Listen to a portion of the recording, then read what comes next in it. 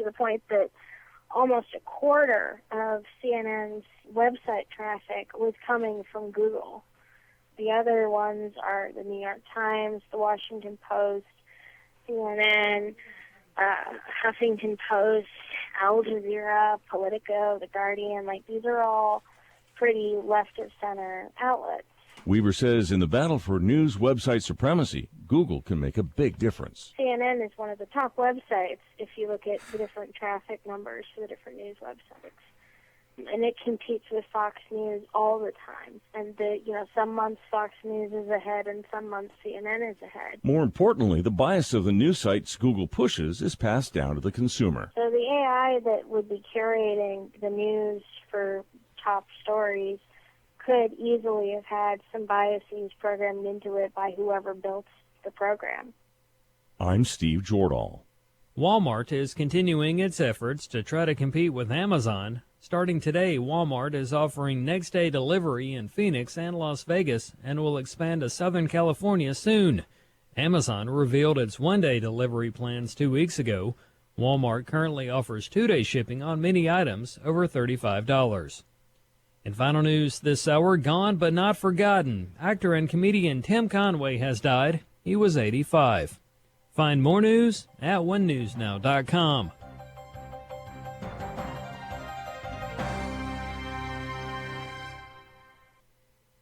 Abraham Hamilton III. Don't you realize when you see some of the inner workings of the cell, with each component having its role to play, where you have soldiers and you have operators, you have little machines that are working. If the Lord would do that with something as micro and as undetectable by the natural eye as the cell, how much more will he provide for you? The Marriage, Family, and Life Conference is coming June 20th through 22nd. Learn more and register at urbanfamilytalk.com.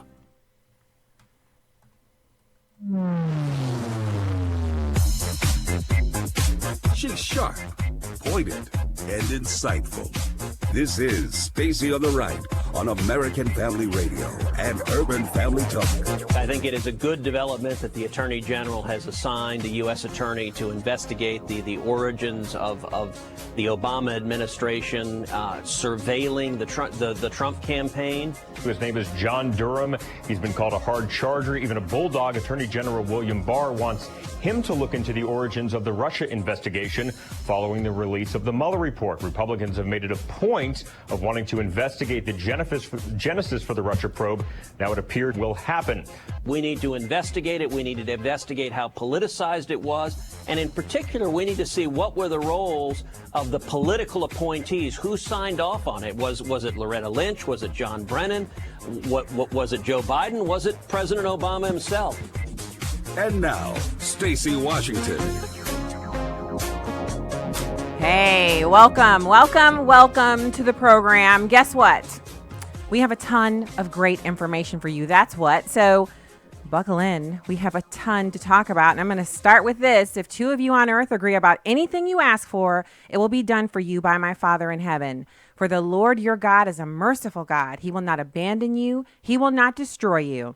God is love, and the one who abides in love abides in God, and God is light. In him there is no darkness at all. So whatever situation you're facing, whatever you're dealing with, take it to the Lord. And if you want to supercharge that so you have something to share, bring some people in. What do I mean by that? Well, how about if you just say, you know what? I'm struggling with X. Just tell a Christian brother or sister, and then pray about it. And then watch and see, doesn't God move? The only caveat I have for you is once you start praying about something, and I just heard this straight from the mouth of a group of fine Christian women this morning. Once you give something over to the Lord, you can't then be complaining about it. You can't then be telling other people how you just don't know how it's going to be solved, or you just don't, in any kind of negative communication about that starts blocking the answered prayer that you're looking for. So give it over to God. Better yet, share your burden with a brother or sister in the Lord. Pray over that situation and then expect God to move. And most importantly, don't block that movement by negatively discussing or talking about the problem that you've given to God. Trust that he will answer and keep praying about it. The Bible says, knock and the door will be open to you. Keep knocking. Seek and you shall find. So God bless. And today on the program, we're going to be speaking with Melissa Mackenzie. She's a managing editor of the American Spectator. And we're going to talk about the culture of death and 13 reasons. Yes, I'm still on that. Yeah. And if you're not on it, why? Why aren't you on it? So come along with us. We have to have an update on that. What is Netflix doing about this now that the government has actually linked their television program, their live streaming program, to a spike in suicides among teenagers? What are they going to do about it? They're just going to shrug their shoulders and act like, well, it's only parents' responsibility. Well, sure, it's parents' responsibility, but it's also a content issue. Put quality content out there and stop blaming parents. All right. So we're going to talk about that. I have a ton of news for you. This group is suing a school district to stop the promotion of Islam, which I am so excited about. I'm so glad to see people finally fighting back. Instead of letting the Freedom from Fun people have all the letters and lawsuit writing to themselves, how about if we stand up and say, you know what? If we don't have special time off for Christians to go and pray, if we don't have a special room for Christians to pray in, if we don't take Christian holidays and tell everyone else that they need to kind of kowtow to them, because remember, our Christian holidays they're as old as the foundation of this country. That's what this country's all about. If you don't like it, go to an Islamic nation that practices whatever that is you're working with. But leave us and our Christianity alone. And if you want to practice your iftar or whatever you got going on, Ramadan, do so, but don't expect the rest of us to kowtow to you about it. That's your choice. That's your faith practice. Good for you. You get a t-shirt if you purchase one, but you're not going to get any accommodations. In public school, kids aren't even allowed to say Merry Christmas. So why should they be wishing you a happy Ramadan? Okay, I'm already into that one. We're going to also talk about this new bill that's being proposed by Senator Lindsey Graham, which would keep it does a lot of different things, but it will allow the families who are currently limited to 20 days to be detained for up to 100 days. And we're also going to talk about this study where sanctuary city policies are protecting illegals from terror-sponsored states. So the terror-sponsored state illegals are actually getting protection in sanctuary cities. Now, this is the unintended consequence of flouting the law and siding with criminals, but you're going to get what you're going to get. If you want to be stupid, you're going to get these kinds of results. So we have to talk about that as well. Also, a victory. Remember that Powerlifting Federation story where a biological male beat all of the girls and set new world records because, he's a man? Well, the Powerlifting Federation has come to their senses. They woke up, they smelled the coffee and the outrage, and they're reversing that decision. So I have the details for you on that. Of course, the biggest story of the day is Attorney General Barr appointing a U.S. attorney, not a special prosecutor. We'll discuss why he chose one over the other, to investigate the spying on the Trump campaign. That is why you see all of what you're seeing on CNN and MSNBC. That's why people are literally, they're anything they can spew out of their mouths to distract away from this. The train is bearing down on them and they don't want to see it. They don't want to feel it. They don't want it coming to them. And then, of course, research reveals belonging to a church is a crucial element for longer and happier lives. We're going to unpack that. That's going to be a great story for us to dig into. So, well, we've done our encouragement. Let's dig into this. And I'm honestly, I was kind of surprised, and I'm rarely surprised by news stories. But this Powerlifting Federation thing, well, first of all, if you didn't hear about this story, it's the 100% raw Powerlifting Federation, and they've decided to remove the record set in the female division by a biological male who identified it as a female. So dude just went in with his hair grown out just a tad. And when I say dude, I mean, there's no way you're looking at this guy and thinking, oh, that's a girl. No way. So the president of 100% Raw Powerlifting Federation removed the record set by a transgendered weightlifter for a national women's championship because the lifter is a biological man. Paul Bossy is the president of the 100% Raw Powerlifting Federation. And he said Wednesday in a statement that was posted to Twitter that Mary Gregory is a biological man. Anybody out there got some applause for that? Because I thought that was pretty funny that he actually made that statement and wasn't afraid of anybody coming after him. That's awesome. So he says this biological man didn't actually reveal the fact that he was a biological man to them when he signed up for the competition and began, submitting his forms and everything. Now, the group boasts of their authenticity in weightlifting because they don't allow wraps, they don't allow supports of any kind, and they don't allow any enhancing drugs. So what that means is they are basically alleging that other sports that are powerlifting sports aren't true powerlifting because they allow these kinds of assists. So they don't allow any. But they also say they base it on not just the identity of the person, they base their rules and classifications on the physiological classification. So it's the parts that you have, your physiological parts that determine whether or not you get to participate on one or the other. So how are they solving this problem? Well, this is the best part of this whole story. They're actually creating a transgender weightlifting division and transferring Mary Gregory into that. So Mary Gregory can break records in the transgender division. In fact, he's going to be the inaugural lifter. I'm sorry, pardon me for dead naming, whatever. He's going to be in there and can compete in there against others who are in the same biological classification and set records in there and leave the women's powerlifting alone. I am absolutely thrilled with this. Like, if everybody could use this kind of common sense about this story, it would be so fantastic, so phenomenal to have these people acknowledging that women and men are biologically different, physiologically different, and that they need different categories to make this happen. So fantastic. Couldn't get any better than that. So this cease and desist. All right. So you've got a school district and they are dealing with something from their Board of Education. So their Board of Education has actually said, hey, we want you to accommodate these kids who are practicing Ramadan. And what you have to do is, first of all, you have to offer them a trip to the library or something like that instead of them being forced to go sit in the lunchroom, because Ramadan is fasting all day. And before any one of you decides that you know more about it than me, unless you're actually a practicing, Islamist, I actually went to Saudi Arabia back when I was on active duty, and I was there during the month of Ramadan.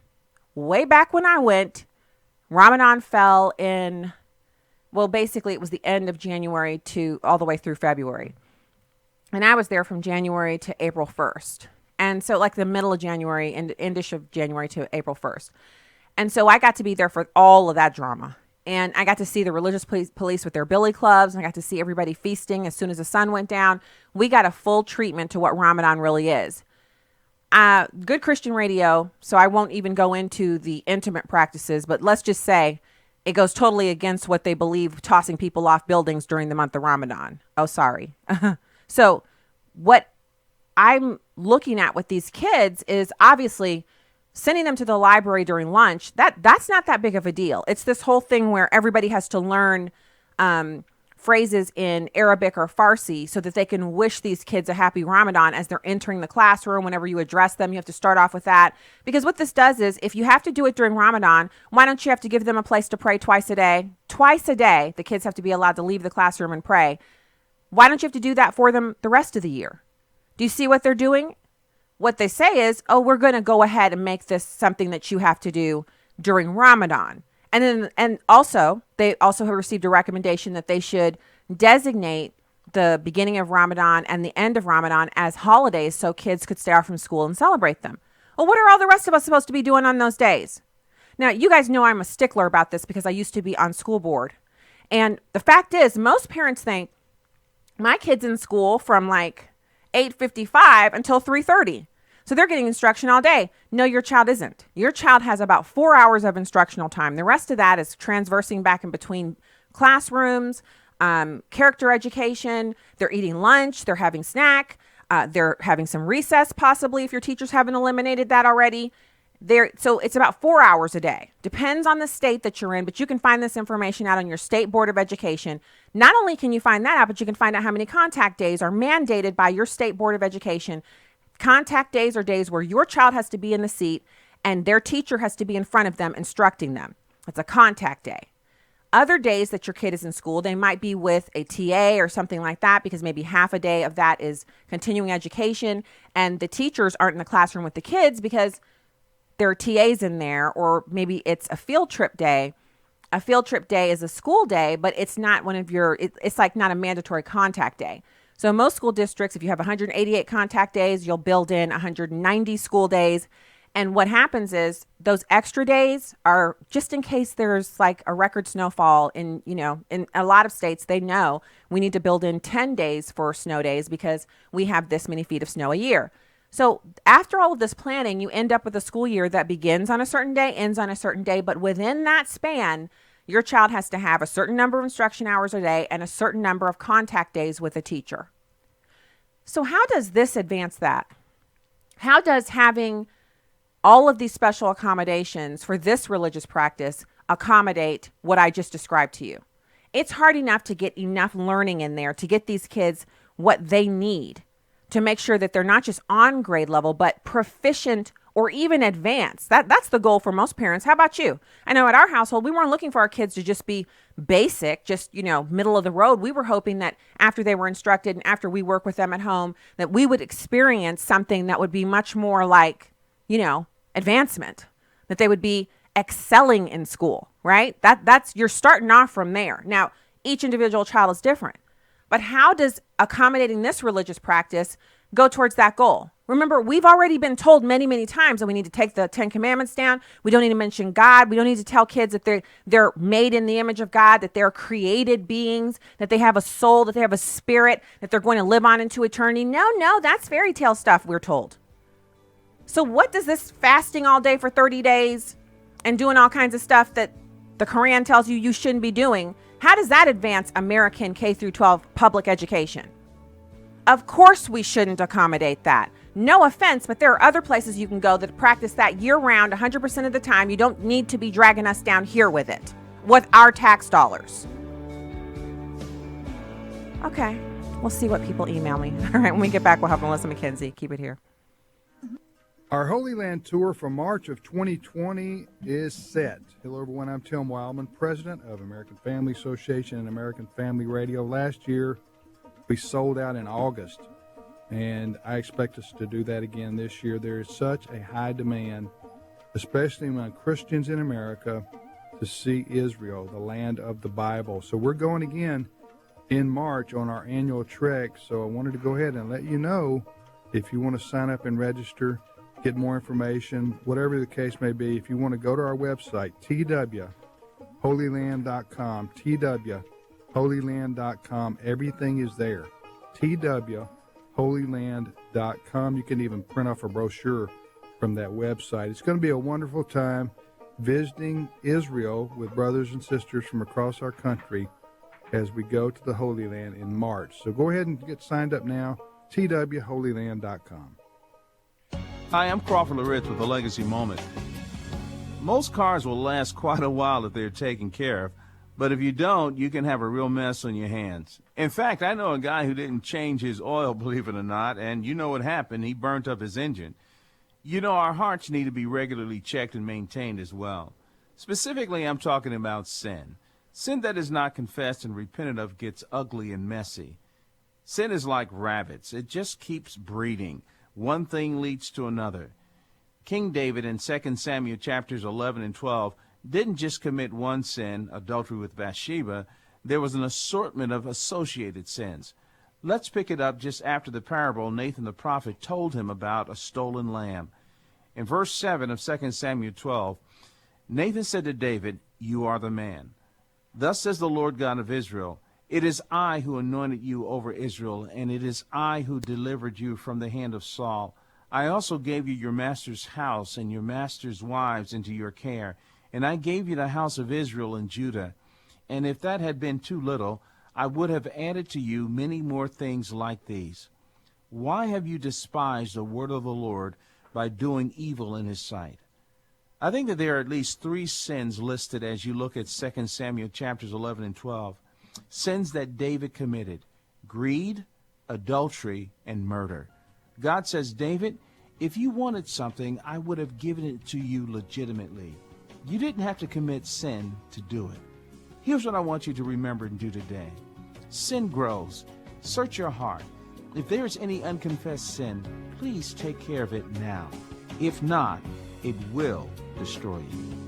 Legacy Moment is a production of Moody Radio, a ministry of Moody Global Ministries.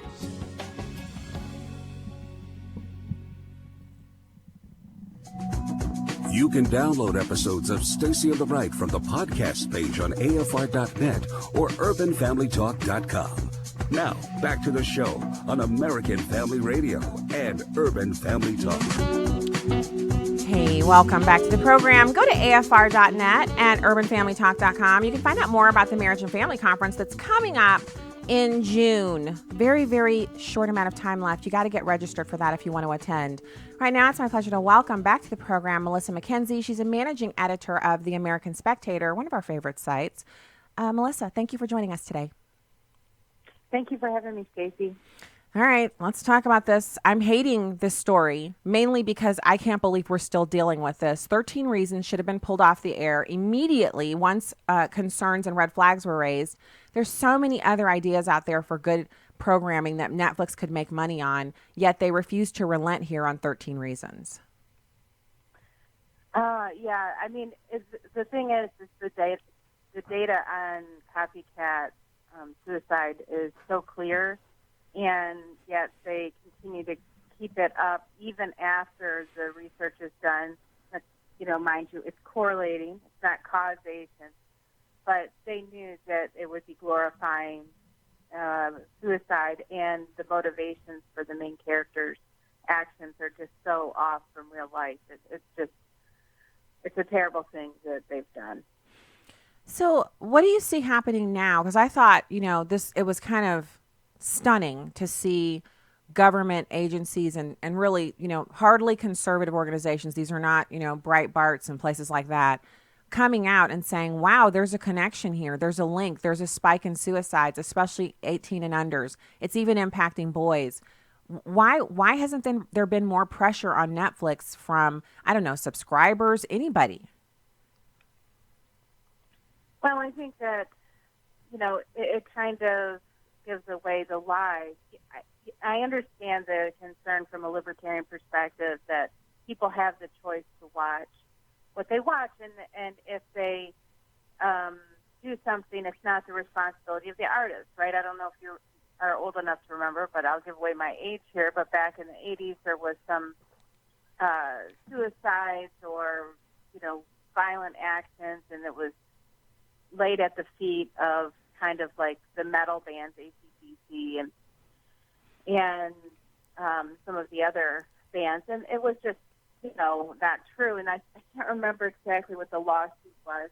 And so, I've always been very much, pro-freedom when it comes to what people put out there and that we have a choice as consumers.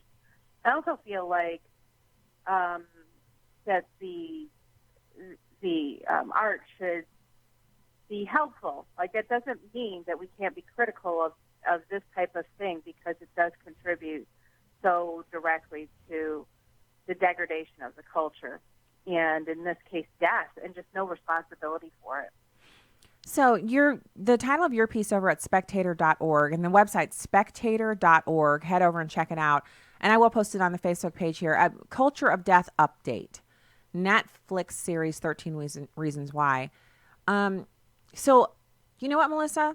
Let's take it from that perspective, because I've even had some people message me and say, well, Stacy, I thought you were for limited government and parental responsibility, and now here you are saying Netflix should take a program down because kids are committing suicide. How about those parents who left their kids alone to binge watch 13 Reasons?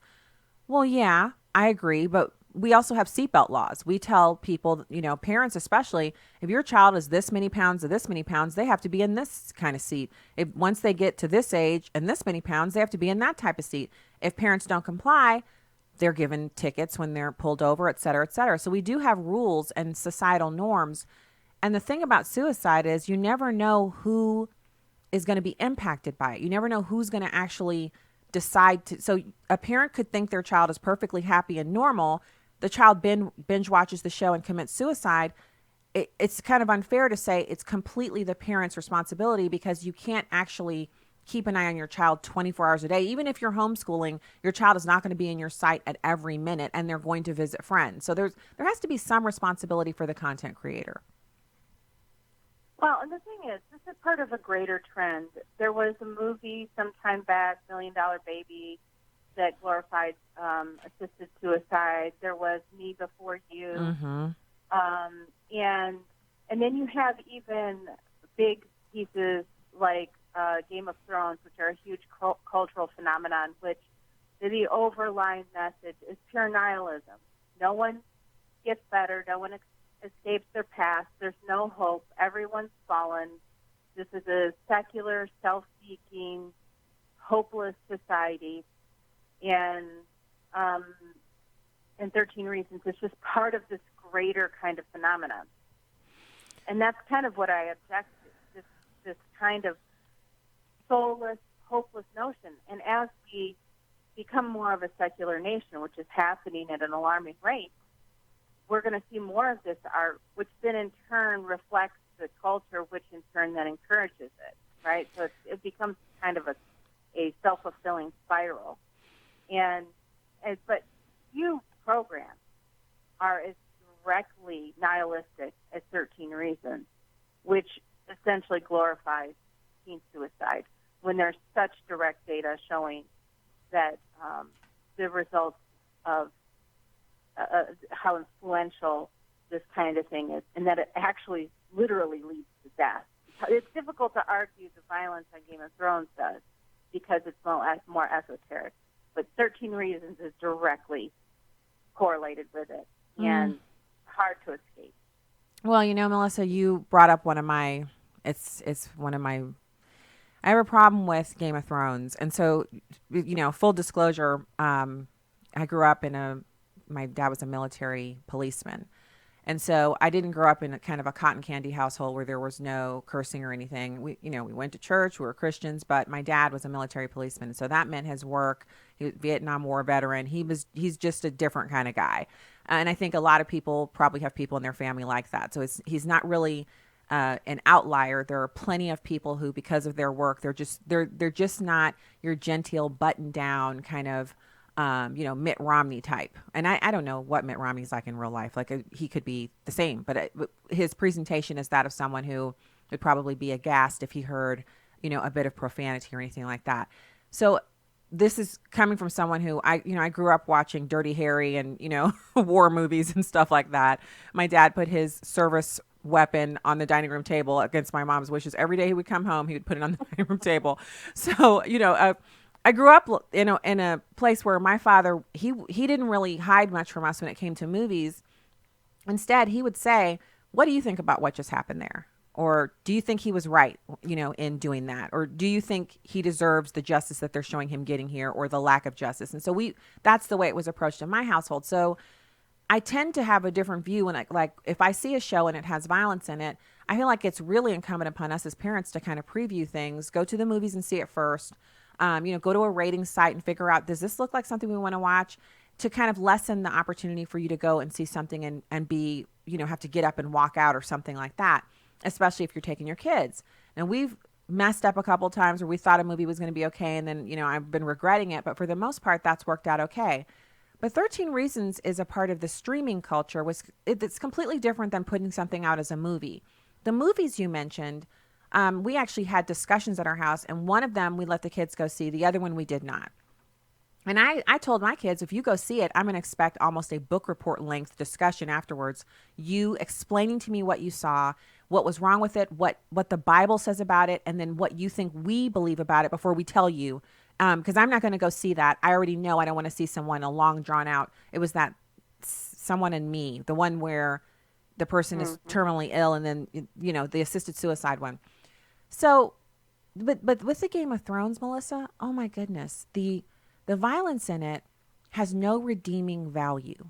So there's no point in which you say, wow, that was an amazingly violent scene. But in the end, you see the reason why it had to be that, or that evil is vanquished or something like that. Everybody in Game of Thrones is just killing everybody else in the worst possible way. And there's a lot of rape in that series.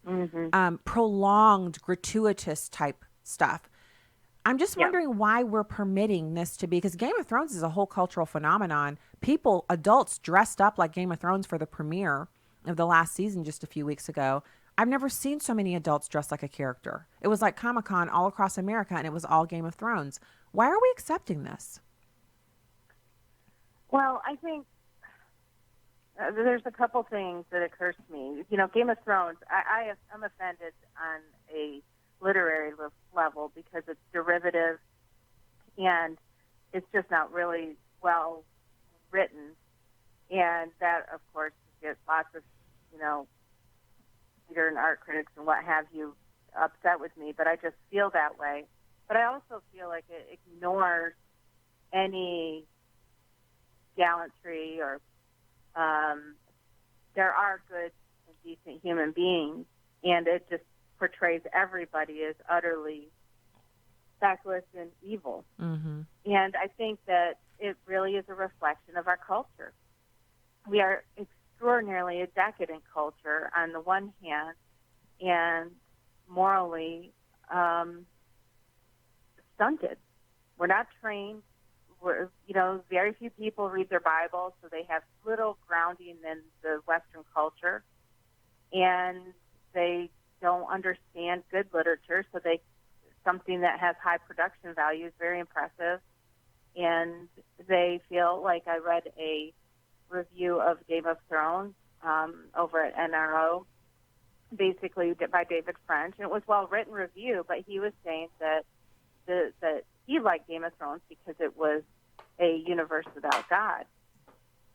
But I don't necessarily think that we should be celebrating something like that. I don't think we need an 8-season, gratuitously violent demonstration of a world without God. We can see that if we walk down the streets of San Francisco. Mm. and St. Louis.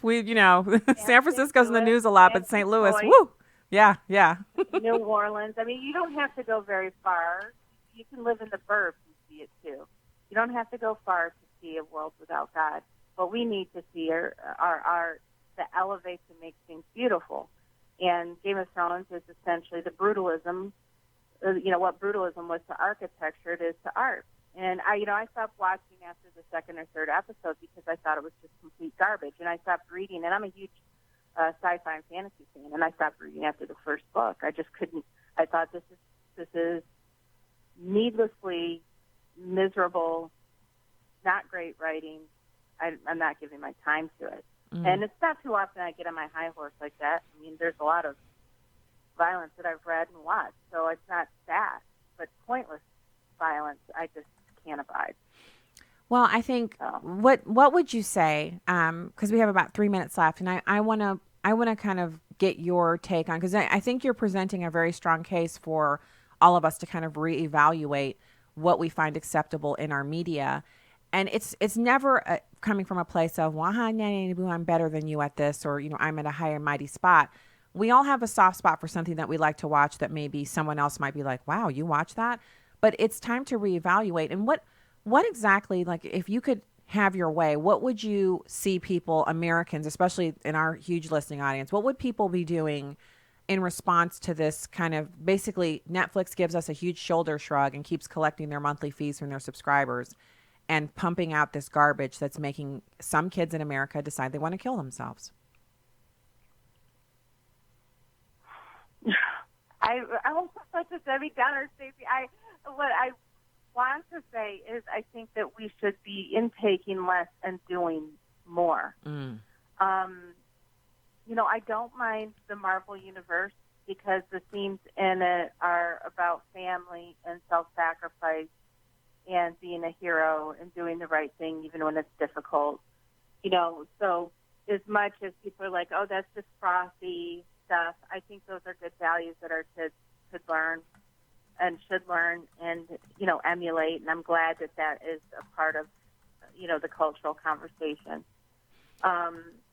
But really, I think that kids should be intaking less and doing more. And that means learning how to lose in a game, learning how to, getting their stress released through running a race, not sitting there paying attention to social media, not paying attention to, the TV, what's going on, and being out and doing more. I think that brings sanity.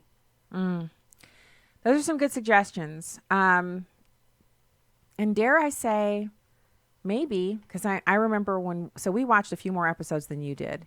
I think we got through the first season, and I remember telling my husband, he'd say, oh, there's another episode of Game of Thrones, and we don't have cable, so we'd bought like the season on Amazon, and he was like, well, it's on again, and, are you ready to watch it? And I remember one night after a particularly rough, like the week before, an episode that was pretty rough, I said, it's almost too rough for me. And he was like, well, I don't, like you can tolerate a lot. I'm like, yeah, but I don't know if I'm enjoying this or if I'm just tolerating it. And so we made it through to the Red Wedding. And at that point, so that was to me, the pregnant woman being murdered like that on screen. It was too much. And I felt like I'd wasted my time. And I instantly, when we saw that scene and we cut it off before it was over, I regretted all the time I'd spent watching it. And then I realized when I was kind of hesitant to watch it, I should have just at that point, because then I never would have had to have seen that scene. And so I kind of said, in the future, when I have this kind of hesitation to watch, I'm just going to say, you know what, it's not for me. And there are other shows out there like The 100. I don't know if you've heard of that. We watched a couple seasons of that, and now it's gotten so disgusting. We can't watch that anymore. It's just crazy, the kind of stuff and teenagers are watching this stuff. Kids are watching this stuff. I like your suggestions. I think people should take up most of that, if not all of it, Melissa. It's great. Great to talk to you. Melissa Mackenzie, Managing Editor, American Spectator. Thank you so much. Okay, talk to you again soon. Hey, we'll be back with more. We'll be taking your calls at 866-963-2037, 866-963-2037. Stay right there.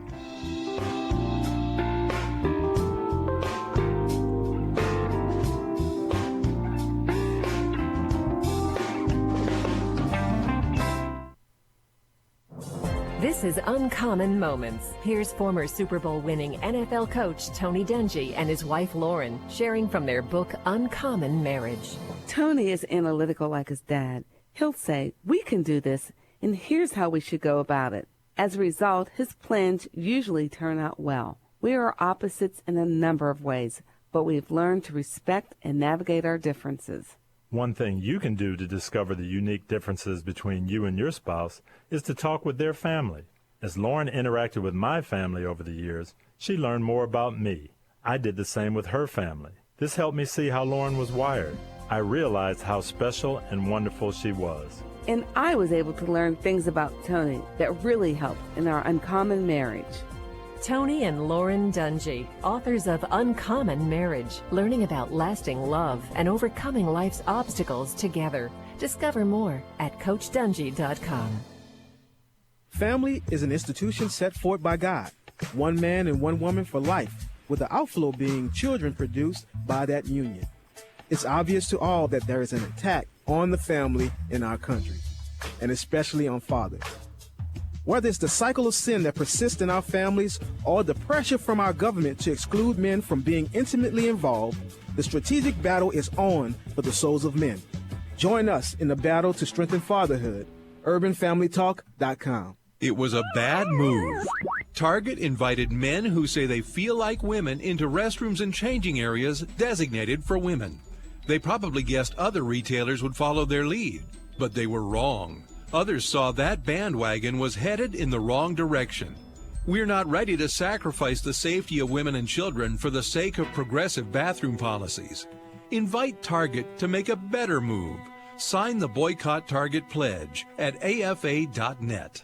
I'm Chad Pergram with the Speaker's Lobby. Lawmakers on both sides of the aisle may be looking at self-preservation as we head to the 2020 elections. Scores of Capitol Hill Republicans took a dim view of President Trump prior to the 2016 election, but most rallied to his defense and even heralded the findings of the Mueller report, clearing the president of wrongdoing. Republicans quickly learned they needed to stand foursquare behind Mr. Trump. They knew that any fissures could expose them to a presidential-infused primary challenge from the right, draw the ire of the president, and, at the very worst, fracture the party. But Republicans failed in their promise to repeal and replace Obamacare. Federal spending is spiking. Republicans hyperventilated over the behavior of President Clinton in the late 1990s. Those concerns virtually dissolved when it came to President Trump. Republicans possess limited turning radius when it comes to Mr. Trump, so it's a lot easier to pillory the other side and juxtapose Republican views with those of the Democrats. But Republicans could abandon President Trump and run away from him in 2020 if he's a drag on the ticket. Democrats face their own issues when it comes to self-preservation. More on that tomorrow.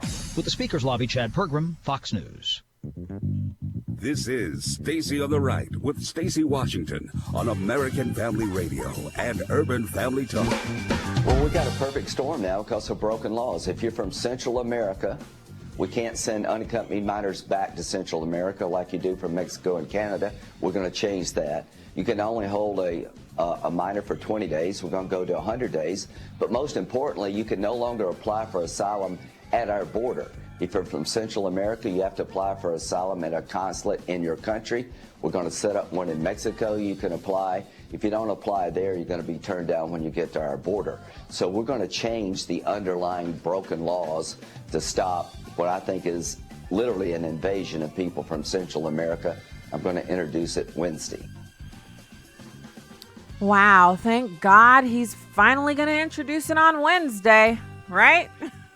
Is there anybody else out there who's like, dude, what have you been waiting for? Is it okay to just sit here for a second and say they should have been introducing a bill like this over and over and over again and getting the Democrats on the record as being opposed to these common sense changes over and over and over again? Why just now? Why is he just now getting around to introducing it? And y'all know I'm real sometimey with Lindsey Graham. I do like him more since the whole Kavanaugh thing. He's been re-energized of sorts. He occasionally, shows kind of symptoms of his previous self, but I'm glad he's back with us in the land of, the fighters, and it's good to see. And this bill is welcome. Like, thank you, sir. Thank you. I appreciate you. Awesome. So I want to listen to the remainder of what he had to say about this bill he's proposing, but before that, I want to give you the call lines, 866-963-2037, 866-963-2037. So many people have been reaching out to me and talking about how they want the opportunity to purchase Stacy on the Right Show shirts and mugs, which I was selling on the website, but I was having trouble with getting them, to me and then getting them to the people who ordered them. And so we suspended sales on those for a little bit. So I have some good news on that front. But first, we're going to cover the rest of our topics. And of course, call lines are open, 866-963-2037. You can join us right here on the radio live. You're having a good time talking. Let's listen to Senator Graham kind of finish this out real quick. It's number 2. If the Democrats have a better idea, tell me what it is. We're on track to get 1 million illegal immigrants from Central America. We got a 900,000 person backlog. I'm going to have 500 immigration judges to clear the backlog. If you got a better idea, say so. It is not a manufactured crisis. I want to start a debate of how to fix this problem before it just swamps the border. Okay, so look, he wants to start a debate. I don't know that a debate is what we are looking for. We don't need a debate. What we need is we just need to lay out the facts about what's happening at the border, which I feel like the White House has done adequately. And then after they, get the facts laid out, it's simply a matter of saying, if you vote for this bill, you're voting for Americans, you're voting for American sovereignty, you're voting for safety and security, and you're voting for people who are trying to get into this country illegally to be kept safe from hurt, harm, and danger in the process, because a lot of them are being harmed in the process of getting here, especially the kids. And then everybody goes on the record. Why do we need a debate? So I noticed that when Republicans have a bill they're proposing, they're like, well, we need to have a discussion, we need to have a debate. When the Democrats have something, they're like, well, this is what's good for America, and they just start selling it. So my only word of encouragement to Lindsey Graham and the others is start selling this. There are no good, common sense, honest objections to the kind of changes he's proposing. We're so far away from back when we were talking about ending chain migration and doing all these amazing things that would have benefited us. Now we're just at bare bones basics. It's like the person who shows up to the buffet last, you're getting the slim pickings, whatever everyone didn't think was so awesome and didn't go back for seconds for, that's what you're getting. And that's what we're getting on immigration. But we're not even getting the slim pickings of like the end of the party. We're at the point where they've made a few plates up. You didn't even get to pick how the plates were made up. So you might get a plate that's all vegetables. You might get a plate that's all mac and cheese. You don't know. Everything's wrapped in aluminum foil and you're just trying to pick something. Any scrap you can get because you just missed the whole thing. That is where we are in immigration. And it's true. We haven't missed the whole thing, but it certainly feels like we're close to missing a lot of it. Like we're getting to a place where the Democrats won't even bother to discuss an immigration bill because they're already geared up and trying their hardest. Bless their little dry, crackly, hard, rotten hearts. Bless them, because they're already moved on to 2020 like I guess they do have a chance. Obviously, there's a chance they could beat Donald Trump with this economy and everything else, but they're putting up candidates that are just no-goes. So here's what we have to do. We have to keep pumping out the truth. And the truth is, sanctuary city policies are protecting illegals who are coming here from terror-sponsor states, state-sponsored terror organizations. Now, what do I mean by that? Well, some countries, some of which are on, our list that President Trump, that they call it the Muslim ban, when in reality it's not a Muslim ban because there are just gobs of Muslim majority nations. It's a ban on countries that don't have the vetting processes together. And so the president says you can't send your refugees here. It's just so simple and so ridiculously nice. So these sanctuary cities have repeatedly prevented the deportation of illegal immigrants from countries the State Department has designated state sponsors of terror. This is a 27-month period this information covers, ending on December 31st, 2017, in which law enforcement agencies and jails refused to honor 44 immigration holds on citizens from countries the United States has designated as state sponsors of terrorism. Now, this is according to a report by the Immigration Reform Law Institute, which they created a study, and they released the study on May 9th. Out of the 44 illegals from state-sponsored countries who were protected from deportation, ICE deemed 39 of them as level 1 or level 2 threats. Some of the offenses committed by these illegals include homicide, fraud, kidnapping, burglary, sexual assault, and aggravated assault. So they're in the country illegally.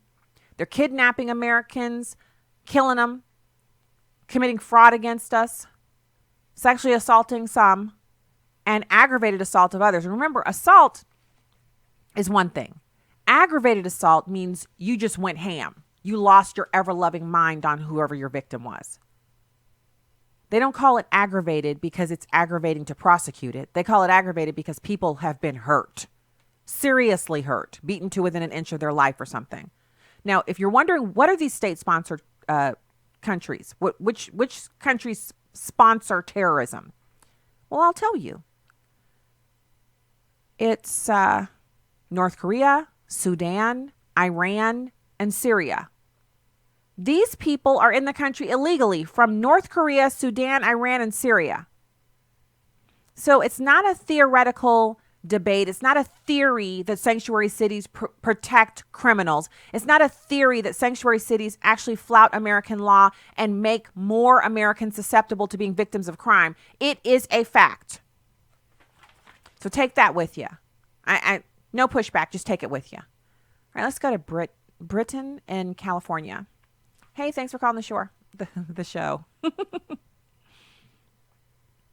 I got a comment about the last segment. Just a filth of everything is being showed on TV and all that. Mm-hmm. Remember cartoon character, a comic book character, the Flash. Yeah. Man, you get into the comic books, just about as wholesome as anything from a child can get. Well, Netflix put out a series of the Flash, and overall it's pretty well done for the most part, the acting and everything. But then got to season 3 or 4, I forget which. They throw in 2 homosexual scenes, and one adult woman talking to another one about how good she looked naked, and another one with 2 men kissing. So that And is right their there- standard thing. And there were some. That's standard. We noticed that too. My kids even say that when we have a show that we're watching, we finally find something we're like, okay, we can watch this together. And then in season 2 or season 3, they introduce a same-sex couple, and then they start down the road of showing them doing everything you don't want your kids watching on TV. They make you watch it. Well, they don't make you. You can cut it off. But in other words, if you want to continue the storyline, you have to put up with it. Yeah, pretty much. I mean, I would get into the whole thing, and I was enjoying the program and all that. But there were some subtle hints of some characters that had an inclination, but it was subtle behind the door. You didn't see it. They didn't really talk about it. It was just kind of there. But then they just shoved it right in your face. Like I said, I forget, there's season 3 or 4. And with that, I clicked it off right then and there and never watched it again. Thank you. So that's the only recourse we have, is to basically deprive them of our ratings. Every single show. And sometimes I really get upset about it, Britton, and thank you for calling the show from California. We appreciate you listening to American Family Radio. I get really upset about it because sometimes the writing and the actual storylines are good, and you're sucked in because it's entertainment. So the thing that I don't want us to be is at a place where we're like, entertainment is bad. It's not bad. It's bad if it's all you do. But if you're using, a certain amount of time that you set out during the week, and you say, we'd like to watch a television show together as a family, or if you like watching, decorating shows or whatever it is, fishing, hunting, whatever, there's nothing wrong with that. It's not sinful to enjoy entertainment. But what they're doing is they're saying, if you want to enjoy some entertainment, you're going to have to take a side of same-sex marriage with it. You're going to have to take a side of same-sex couples and their intimate acts displayed to you on your screen. So you don't get to have this show without it. That's what they're saying to us. Let's go to Kelly in Alabama. Hey, Kelly, thanks for calling the show. Hey, how you doing? Good. How are you doing? I'm great. My comment about the illegal immigration and Lindsey Graham, just do it. Just do it. Yes. I'm right there with you. We need a T-shirt. It's like, just pull the trigger. Right? Do it. Yes. Stop dancing around. Stop acting like you need permission. You're a senator. You get to, make bills and bring them up for a vote. Tell Mitch McConnell, stop opposing the president on immigration and bring it forward and do something. I can't believe they keep getting reelected off of their do-nothingness. Kelly, thank you. I appreciate when you call the show. You're awesome. Yeah. Okay, so I want to make sure and give this announcement before we get out. And then we'll take a quick phone call. Here's the big deal. I'm going to put a link up on Stacy on the Right, the .com, the website, on the little social media channels. And what you'll be able to do is go to this website called Teespring. You'll be able to click onto the Teespring website and through the link and order a T-shirt or a mug. It will not be the Stacy on the Right Show Heritage mug. That's what I've taken to calling this one. It will be a nice mug, but it will not be this one. These are super expensive and they're hard for me to ship to people. And so the cost is prohibitive. And I hate charging people for all that. And it seems like it's unavoidable. So we may have, in fact, I have a few of these, just a couple left that I'm going to do a giveaway for. Super, you'll have to actually do a whole bunch of stuff like my page, subscribe to my blog. You're going to have to do a little something for it, but we're doing a giveaway for that. But that is not going to happen right away, but the Teespring link will. So keep your eyes peeled. You're going to get the link on stacyontheright.com. I'll make sure and let people know that it's live, and then you can click it and you can get a mug for yourself. So we'll just do this last minute. Steve in Minnesota. Hey, Steve. Thanks for calling the show. Hi, Stacy on the Right. How are you? Doing great. How are you? Oh, wonderful. I listen to you every day. Oh, thank you. I just heard you a little bit ago. You were talking about why you were wondering why there were more organizations or people calling in about this 13 reasons, and I think I got an answer. What is it? Well, the Democrats are so busy keeping us too busy to be able to handle everything. I mean, they've got transgender things that they support, gay marriage, teaching sex education to 4-year-olds that should be learning how to just be kids. And the abortion, all these things they stand for. It seems like they just keep bringing something up. So, I really am against abortion and gay marriage and all that stuff. But there's only so much you can do. They would have us on the phone 24/7. Yeah. It seems like every time we get a handle on something, they come up with something else. Well, so my answer to that, because it's a good point, Steve, and I appreciate you. My answer to that is nothing is too big for God. This is Christian radio. I don't get discouraged and stay discouraged. I get discouraged sometimes, and then I remember that God's word says 1,000 will fall before you and 10,000 at your side, and you will observe the end of the wicked, and you will not be touched. He is greater than all of these situations. And so it's time for us to just pick up our little selves and get mad about stuff and end this stuff. Stop watching Netflix. I'm sorry. We did it. We survived. I'm still sitting here alive and kicking. You can do it too. All right. God bless you. Have a fantastic evening. Go to onenewsnow.com and check it out. StacyOnTheRight.com. Hit the subscribe button. God bless.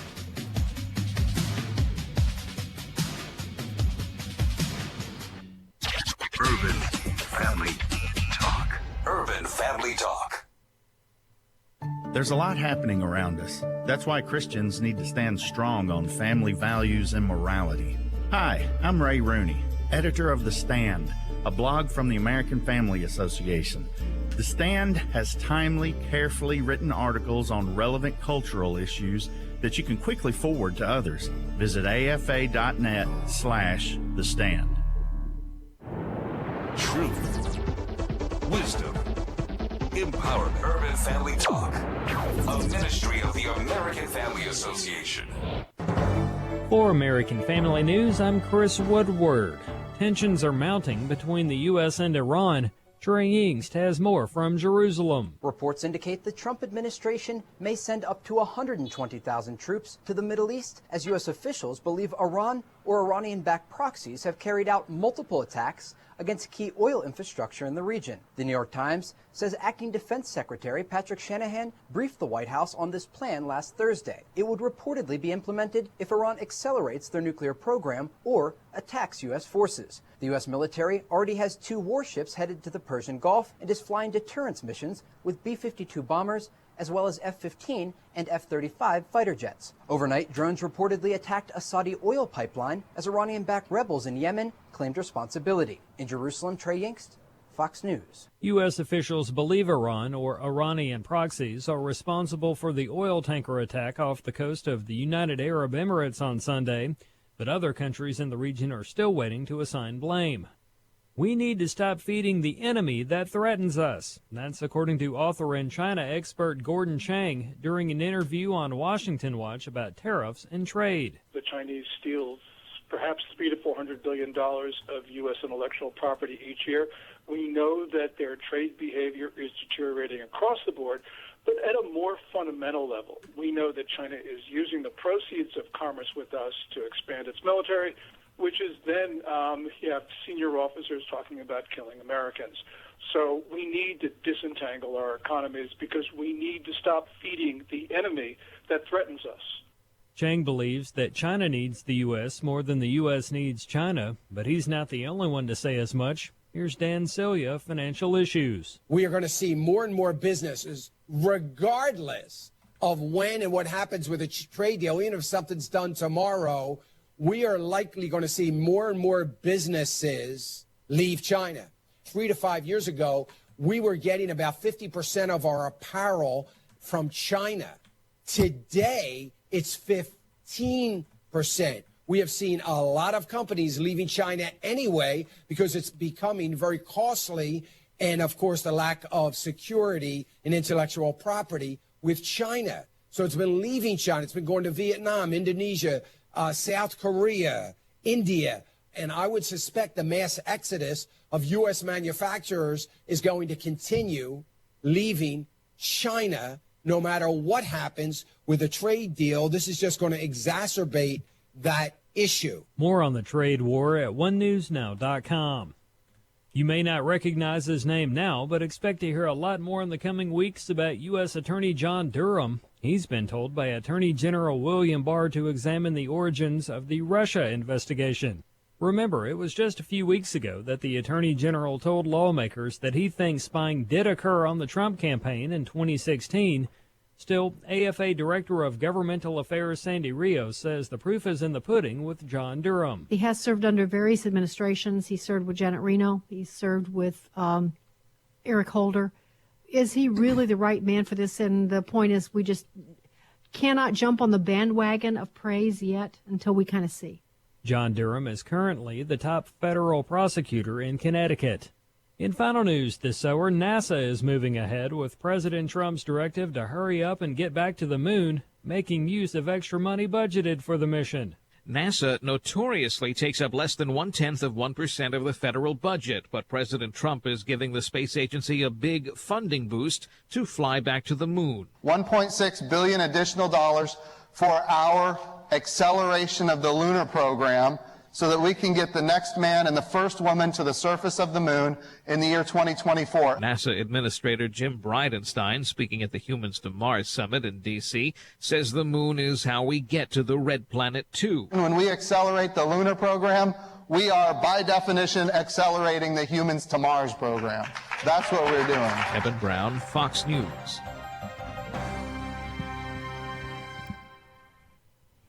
Doc, I've been feeling a little out of sorts lately. Can you help? Well, let's try a few questions.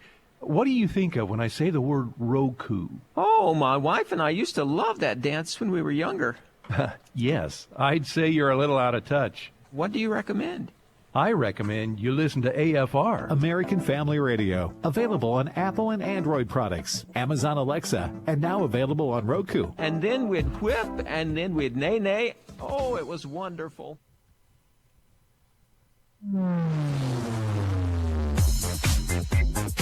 She's sharp, pointed, and insightful. This is Stacy on the Right on American Family Radio and Urban Family Talk. I think it is a good development that the Attorney General has assigned a U.S. attorney to investigate the origins of the Obama administration surveilling the Trump campaign. His name is John Durham. He's been called a hard charger. Even a bulldog. Attorney General William Barr wants him to look into the origins of the Russia investigation following the release of the Mueller report. Republicans have made it a point of wanting to investigate the genesis for the Russia probe. Now it appears will happen. We need to investigate it. We need to investigate how politicized it was. And in particular, we need to see what were the roles of the political appointees. Who signed off on it? Was it Loretta Lynch? Was it John Brennan? What was it Joe Biden? Was it President Obama himself? And now, Stacy Washington. All right. Welcome to the program. UrbanFamilyTalk.com, AFR.net, OneNewsNow.com. We are slamming and jamming on to hour 2 of the program. And we have some more callers that I want to get to. And then we're also going to be chatting with Daniel Turner. He's the Executive Director of Power to the Future. That's next segment. And we're going to be talking about Bernie Sanders promising mayhem with Medicare for All. And Rashida Tlaib, more corrections on her awful comments about the Holocaust. And we'll unpack this Barr spying investigation, which this is important for us because now it's time to turn the tables. The people who set the trap are going to now be caught in it, and it's going to be pretty satisfying. Okay? Let's put it that way. All right. First, let's go to the phones. We have Carolyn in Texas. Hey, Carolyn. Thanks for calling the show. Hi, Stacy. I love your show. Thank you. You have so many important topics today. It's just got me all excited. But the one particular one, the 13 reasons why, when when I became informed of this program, I used to have Netflix, and that was about over a year ago, I think. And I tried to call the executive branch of Netflix, and I can't remember how high I got up, but the young man actually argued with me about why it's reasonable to have such a horrific show. And it just infuriated me. I said, you are promoting suicide among children. Well, what did he say? What good reasons are there for that? Because I'm trying to figure out what he could have possibly. He was saying that they weren't promoting suicide. They were trying to make it a public awareness program. Mm-hmm. When in fact that's not it at all. It's horrifying that they could get away with showing this program, which shows you what the media has done to us now. People think, oh, you're talking about the media, you're talking about ABC, NBC, or CBS. No, you're talking about Netflix, Amazon, Google, Facebook, all of these places that are right in our face, and our children just can't get away from it. And it's just evil. And they're running all over us. You know, we're going to be lucky if we have anything left by the time someone pays attention. It just infuriates me. So, yes, I quit my Netflix account, and I encourage my neighbors to do the same, family, anybody who would listen. But I just can't believe it's still on, I think. It is. I just can't believe it.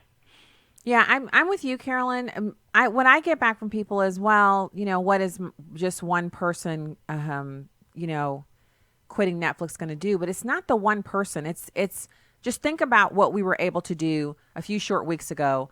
American Family Radio and over 13,000 donors raised $2.7 million. Now, that is ministry specific. That's people who are plugged in and partnered with AFR. But I'm only using that as kind of an encouraging catalyst to redirect. If 13,000 listeners of our programming decided we're going to cut Netflix off, we're going to shut it down, that would have an equally strong impact. So yeah, you cutting it off, Carolyn, and our family cutting it off. I had an argument with the guy too. What's so funny about when you were describing the argument you had, I had an argument.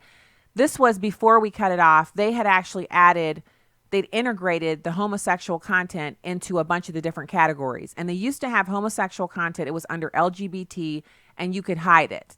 So I'd hidden it, and all of a sudden it showed up. And I was worried about the kids seeing the acronym, because this was when they were smaller, and kind of clicking on it and watching something that had, same-sex sex scenes, all that kind of stuff. So I called over and I was like, I don't know why you guys unhid this from my account, but I want it hidden, and I want you not to unhide it when I hide it again this time. And he said, well, why would you want to hide homosexual content? I said, we have children in this household. I'm protecting them from this deviancy. He said, why do you think homosexual content is deviancy, and why isn't it appropriate for your kids to see? I said, do you have any kids? It's not about me, ma'am. I said, I'm assuming you don't. This is not appropriate content for children to view, and it is deviancy. And as a subscriber, I have the right, because you give us the opportunity to hide content, I have the right to hide R-rated content and anything else I deem inappropriate for the kids. He was like, well, I just don't think you should be allowed to hide it at all. I think it should be integrated with everything else because it's normal and it's natural and you're not going to be able to escape it. And I was like, this man, he better be glad we're just talking on the phone, because he deserves a smack. And, it wasn't long after that. Oh, actually, it was. We kept it. I hid the content, and we still had Netflix for about 3 years after that, if I'm thinking correctly about the timing there. But yeah, Carolyn, when you talk to them, it's a foregone conclusion in their minds. You just give in, just bow down and give in to their agenda. I know. It's just plain evil. I don't understand it. We don't need to teach our children sexuality in any way, shape, or form. We're mammals. I mean, we get it. We don't need to be taught these things by the public. It needs to stop. We need to allow our children to be children. But the media exploits our children tremendously, not just by Netflix, which is, owned by George Soros, by the way, so it can't be good.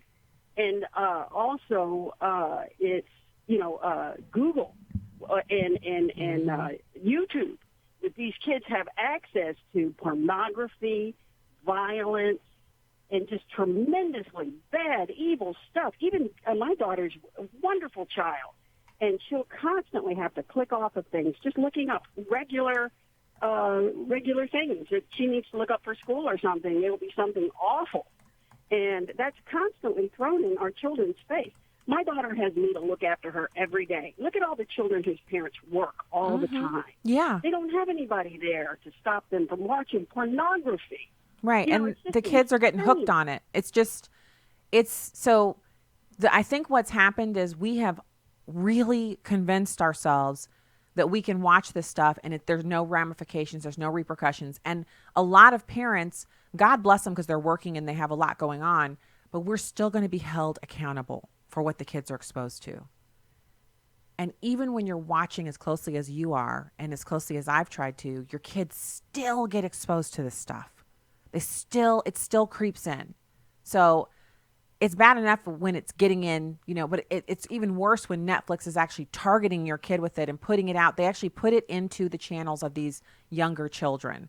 Thank you so much for calling the show. I appreciate you, Carolyn. Richard in Mississippi. Hey, Richard. Thanks for calling the show. Thank you, Stacy. I appreciate it. The reason I'm calling, I'm a father of a 9-year-old. Mm-hmm. And, he just turned 9, and we let him watch.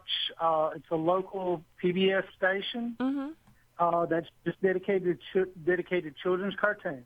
Okay. We don't have to monitor him most of the time, but and one of his favorite shows is a show called Arthur. Oh, and my kids used to watch that. Yeah.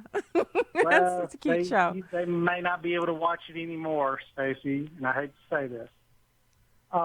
They've been advertising, this is their 22nd season, and they're going to premiere, everything's going to start premiering Monday night. Well, we missed it. We were out, but I come in today, and I'm hurt. I'm honestly hurt from this because my son loves the show, and actually we enjoy watching it with him. But the episode was geared around the teacher. They went to the teacher's wedding, and whenever they got there, they found out it was a gay wedding. So it's about the kids going, and this is their first time being exposed, and they're being exposed to a homosexual wedding. And this is a show geared for kids from 0 to 10, 12, for very young kids. And this is adult content. This is an adult social issue. Wait, okay, so be addressed to children. No, so Richard, thank you for bringing this story. Thank you for bringing this up because I hadn't seen the alert. Devin just typed in on our computer here. 1 Million Moms sent out an alert earlier today to let parents know, just like so you wouldn't be blindsided the way you and your family were. Actually, it was today at 2:15. Devin says he got the email at 2:15. So now that we're all aware of it, I actually called and left a message with one of the ladies. Okay. One of Million Moms. Good. Thank you for doing that. That's how we find this stuff out. Because for us, our kids are teenagers now, and they don't watch Arthur anymore. But back when we used to watch it, it was just as wholesome as it could get. I mean, just clean and fun and really safe to watch. You could let them watch it by themselves. You didn't have to worry about anything. This is such a travesty because it's such a great story about a family. For them to ruin it this way. And now, like you said, you can't watch it anymore. You just don't have a choice. And there's been 21 seasons before this. And I would recommend it to anyone. I would even recommend turn on to the PBS station. You can leave it on with your kids while you go to the front, watch whatever drama or something that, is age appropriate. But this is age appropriate for little kids. They're bringing out a show where they're doing this. And from what I've read online, there was no notice given to parents. There was no notice given about this is what the first episode is. And all the articles I found, everything didn't pop up until last night after it first aired. There was nothing about, hey, this is about to happen. Well, they didn't want to warn you because then you might not have watched it, you see. So now they can claim a victory because a bunch of parents watched it with their kids. And whether you liked it or not, they can use those ratings to say that it was a hit.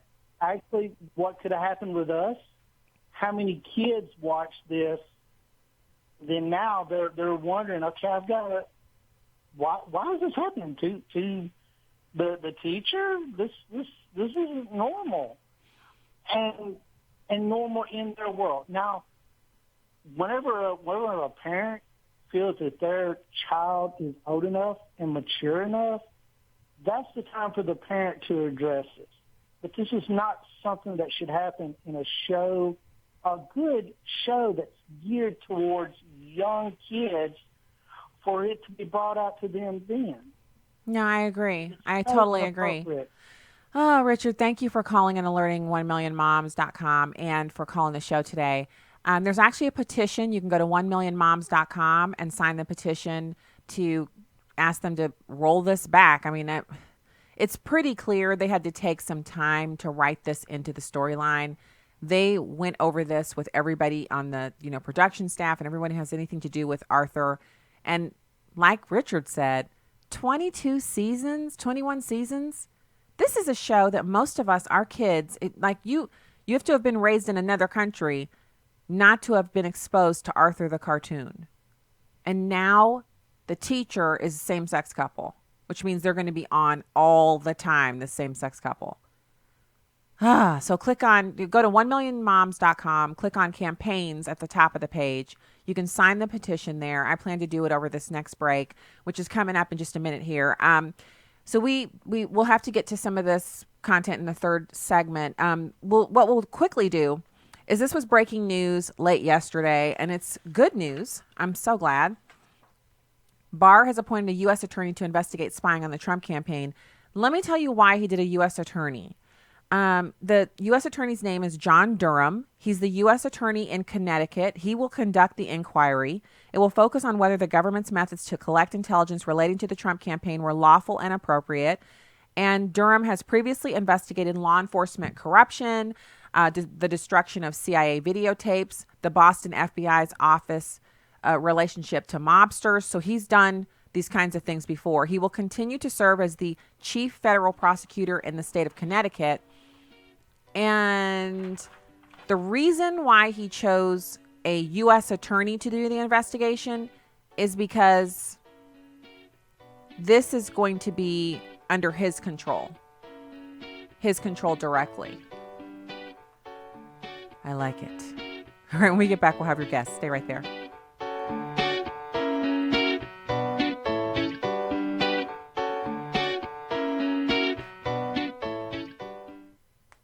She was a baby girl left abandoned on a doorstep in China. Our friends met her in that orphanage that had saved her life, and they adopted her. And believe me, she's not an orphan anymore. There are a lot of folks who have felt orphaned for much of their lives, either left behind or left alone. Maybe you know the feeling. Well, just like that little girl, someone went a long way to get you. Someone who chose you. He's adopted a lot of spiritual orphans into his family, and he's ready to adopt you too. Jesus said, "I will not leave you as orphans. I will come to you." We've been cut off from the Heavenly Father by choosing to run a life that He was supposed to run, so we feel spiritually fatherless.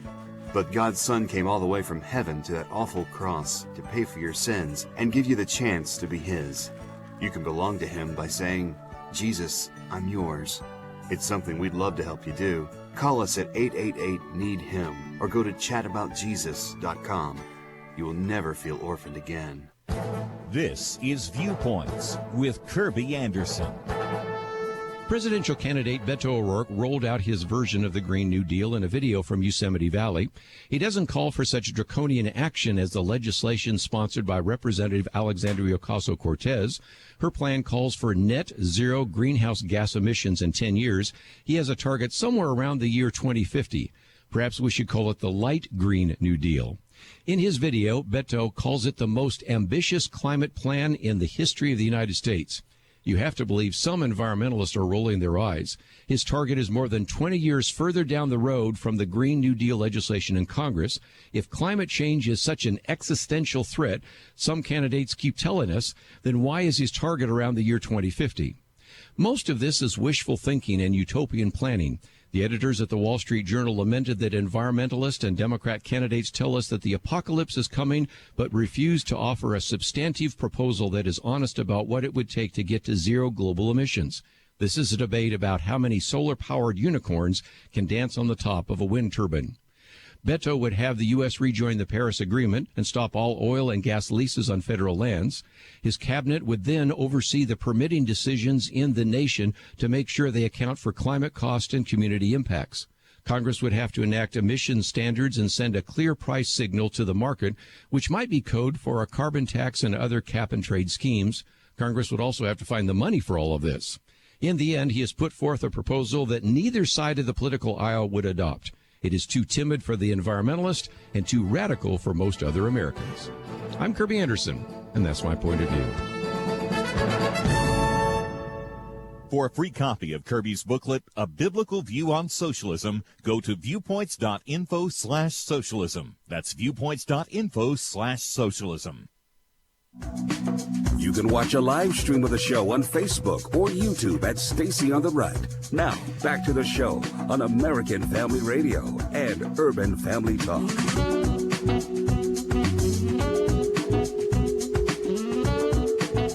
Hey, welcome back to the program. Thank you so much for being with us today.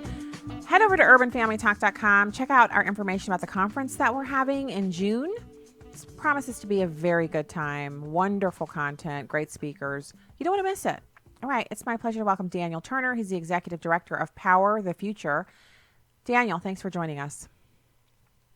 Thank you so much for having me on. Okay, I'm pretty excited to talk about victories. I like having good news on Fridays. I call it Good News Friday. But today is Tuesday, if I'm not mistaken. But I'll take some good news today. Yeah, Good News Tuesday. This is a great day, especially if you are one of the thousands of jobs that were just saved by President Trump and his action in Ohio. All right, so let's talk about that. And first off, just to make sure people know the lay of the land, this is a major victory for workers in the state of Ohio who have General Motors CEO and President Trump to thank for coming together and working on preserving and saving jobs in that state. Exactly. This was the plant in Ohio that was slated to close, a General Motors plant that employed about 1,700 individuals. And when President Trump found out, he negotiated with the CEO of General Motors to find another purpose for the plant, either to sell it or to bring in some other sort of industry. And after some months of pressure and negotiation, they did just that. They sold the plant. All of the jobs will be saved, and General Motors announced an additional expense of several $100 million in the state of Ohio for future projects. And like you said, Good News Friday, Good News Tuesday. It's nice to see a president who is fighting for individual jobs. These are the blue-collar jobs, the people that everyone running for president right now tends to, or claims they tend to care very deeply about. But during the last administration, we saw thousands and thousands of those jobs disappear with little action. So let's unpack this a little further. We were told a few years back by President Obama that in order to bring manufacturing jobs back to this country, in order to spur business growth and innovation in America as opposed to spurring it outside of the country, that we would need the equivalent of a magic wand. And this was said in all seriousness. This was not, obviously a few people tittered in the audience and were like, oh, that's funny. But for the most part, Americans understood this to be an admission by then President Obama that those jobs were gone for good. Since President Trump has been inaugurated, he has been working tirelessly to either actually manifest a magic wand or simply do it without the help of magic by just talking to CEOs and setting up situations in the business environment where it just pays to bring those jobs back here. The tax cuts, the ability to operate with less regulations, and then, of course, just him speaking to them about how they would help Americans and how that they have a responsibility to do that as CEOs. And here these companies are now back. Exactly. And what's amazing about this administration is they didn't need some radical policy proposal, or there was no brand new invention or discovery. Really what it was is exactly as you mentioned, a rollback of regulations and creating a climate for businesses to thrive. And in the process, there are going to be things like this General Motors plant closing, but they needed someone to step in on behalf of these workers. This is what labor unions used to do on behalf of their workers. Yeah. Sadly, most of the leadership of labor unions tends to support leftist agendas where the workers themselves tend to this in the 2016 election. They vote for the president who is going to help them keep their jobs, stay in their towns, support their communities, raise their families, etc. So it wasn't a magic wand. It wasn't really anything other than just allowing the free markets to operate and helping create a climate for businesses to thrive. Why that was so difficult for the previous administration to understand, I guess I'll never know.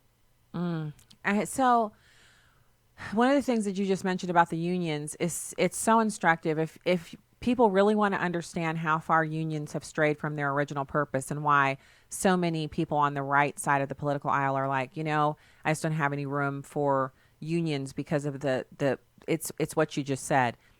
They exclusively funnel part of the dues that they receive from their members to Democrats who are currently working to dismantle so many of the accomplishments of the unions from the very start of when unions began, which was getting good working conditions for employees, increasing wages, and giving workers the opportunity to negotiate and bargain with their employers as a group.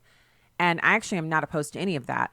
I am opposed to them saying you can't funnel any money from United Auto Workers. You can't give any of that money to a Republican candidate when Republicans are the ones who are trying to create the business environment that creates jobs and makes it possible for employees to have bonuses and vacations and better health care packages and that kind of stuff, which unions should be interested in. They used to be. Exactly. And it's interesting you mentioned the United Auto Workers unions. We saw in 2016 union leadership go one direction and maybe compel their members to canvass for Secretary Clinton, et cetera.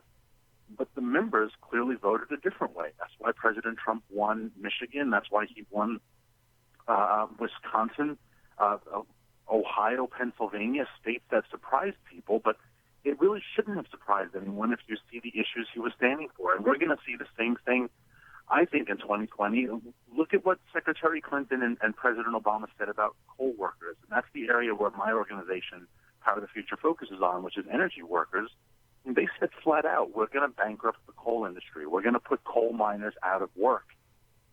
Was Secretary Clinton surprised that she lost Pennsylvania and Ohio, two very important coal states?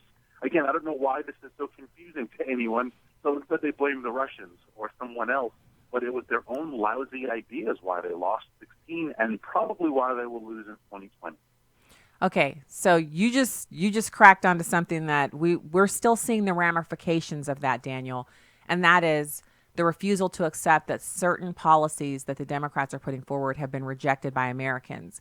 And there's nothing like sitting up and listening to a political candidate who is nationally known and has a really good chance of becoming the president say, we're going to destroy the industry that you work for. And you look around your house and, this is Christian radio. We're all Christians. We believe that everything we have comes from God, but we also believe we have to work for it.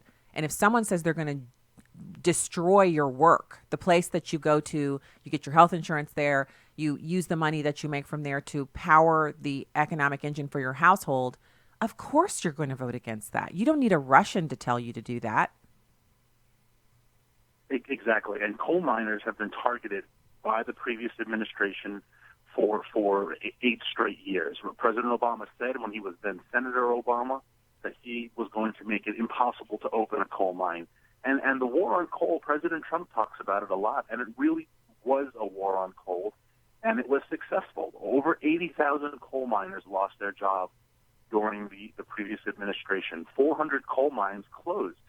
And people like the previous administration, people like Michael Bloomberg, who funds the Sierra Club because they're leading the charge to close coal mines, they see this as somehow a good thing, and they pat themselves on the back when a coal mine closes.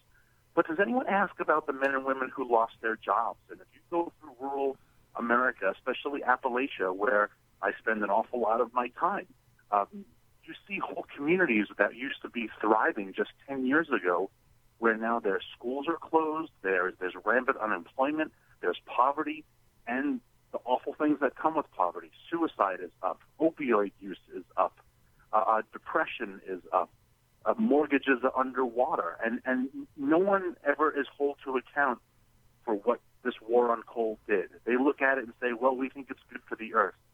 But let me tell you, if you're one of those 88,000 people who lost their job, it was not a very good thing. And this was purely for partisan political reasons. They targeted coal because they didn't like it for political reasons, and they destroyed thousands of families in the process. And I think they need to be held accountable for that, which is why I started my organization.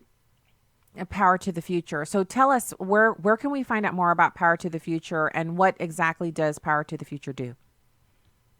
It's our website is powertothefuture.com, and I started it for the main purpose of standing up for rural energy workers in America. And what I mean by that is, if you are working in the coal mine, if you are working in the fracking industry, in the oil and gas industry, it is easy for the Sierra Club or Greenpeace to come in. They get a check from Tom Steyer for $500,000. They bust in kids from the state college, and they bang on drums for weeks on end. Look at protests like the Keystone Pipeline protests or the Dakota Access protests. We see them all the time, and they're not organic. These are orchestrated, paid protesters for political reasons. But what bothered me and why I started the organization is because when they win, these folks lose. They lose their jobs. They lose their livelihood. Their communities are often destroyed. In parts of rural America, sometimes up to 90% of the community is employed by one coal mine. And when that coal mine is closed because someone in San Francisco thinks it should be, those folks don't have alternatives. And so I started an organization to push back on the radical green movement, the Green New Deal, Alexandria Ocasio-Cortez, and all the radical environmentalism, which is a threat to our country. Well, I really appreciate that. It's powerthefuture.com. So let's talk about that a little bit. I kind of wonder, and I know it's pure evil, but can we just wonder for a second here, Daniel, why wouldn't someone in Silicon Valley or San Francisco, the number 2 capital of the world, why wouldn't one of those people who said, we're going to destroy the coal industry, also say, but we're going to offer job retraining, and I'm going to relocate a, let's say Amazon HQ6, so I'm going to make plans. So by the time we destroy the coal industry, everyone there will have been retrained, and they'll all be working in distributing, packages for Amazon, because we'll have our HQ 2 and 2.5 there. Why wouldn't any one of these, they're really titans of the new economy. They have the ability to literally change the lives of groups of Americans in the range of 50 to 60,000 a pop by saying, I'm going to put a headquarters here, or I'm going to put a factory or distribution center here. Why wouldn't they say, I'm destroying coal, but I've also going to I'll never go to sleep worried about people that, they're doing drugs or their kids aren't in school anymore or they're homeless because of me. These people are going to have jobs. They're just going to be doing something different. If they really want to be the puppet masters of our entire world and tell all of us what we're going to do, why don't they provide an outlet? Why do they just destroy? It's a great point. I look at the case of Amazon and their search for a new headquarters. I'm originally from New York City. I don't live there anymore. I live in D.C. But New York was on their radar, and Governor Cuomo fought hard to get New York on the running for Amazon. But he didn't want Utica or Buffalo or Rochester or one of the many towns in upstate New York that is really struggling, that needs jobs, that needs the economy. He wanted to bring it to thriving New York City. I think if you are in Silicon Valley, if you are an elite New Yorker or a Beltway Washingtonian, you don't really like rural America. You don't really care about rural America. You actually, quite honestly, disdain it and think very little of it. I don't know if you remember, you may have covered it on your show a few months ago. Bill Maher was caught on a live mic making comments about flyover country and how, you have Chef Boyardee and we have Chef Wolfgang Puck. He was telling the truth about what the elites think of regular, ordinary America. They only like the elite coastal regions. So they have no desire to help those communities thrive.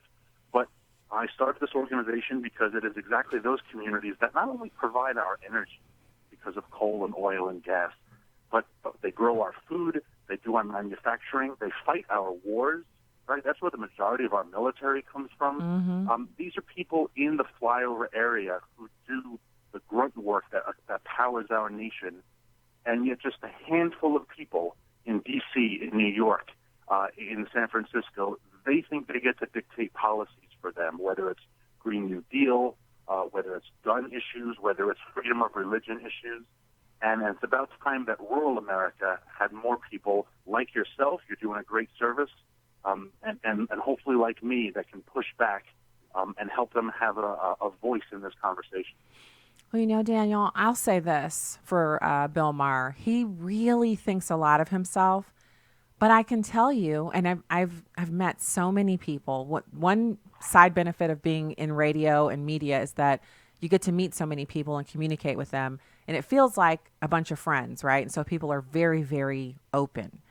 And I have never, ever met a person in all the years I've been doing this, the people I've met all over the country, I've never met anyone who said, I wish I could trade places with Bill Maher, or people that express that they're not happy where they are. And often when I find myself in an area what's quote unquote rural, I find happy, thriving people who if you paid them $1 million, they wouldn't take it to go live where Bill Maher lives or have the lifestyle that he has. He's not a coveted individual. It's not like people look at him and say, wow, I wish I had what he had.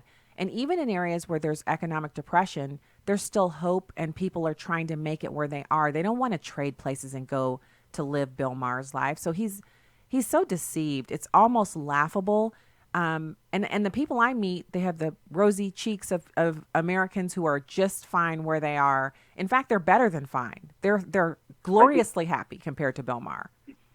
Yeah, I think what would surprise a lot of people, and I can say this as a kid who grew up in New York City and whose whole family's still there, I think what would surprise a lot of people from the urban power centers is that not only is rural America content there, they don't want to live in New York or San Francisco. Because they could. DC. And maybe they could if they wanted to. You know, they'll go see a Broadway show and look at Times Square, but they like their lives in rural America. They don't want to trade places with you. And it bothers me, obviously, so much that I left my job and started a nonprofit. It bothers me that they enact policies to try to destroy rural America because they don't spend any time there. Look at the famous Alexandria Ocasio-Cortez. We talk about her all the time. She talks about energy policy. She talks about the grid. She talks about guns. She talks about farming, agriculture. Yeah, what she knows nothing about it. Any of those topics? Nothing. She knows nothing about it. All right, everybody, powerthefuture.com, powerthefuture.com. Check it out. Daniel Turner, Executive Director, thank you for joining us today. It was great to chat with you. Hope to talk to you again soon. Love being with you. Thank you. All right. We will be back with more right after this. Stay there.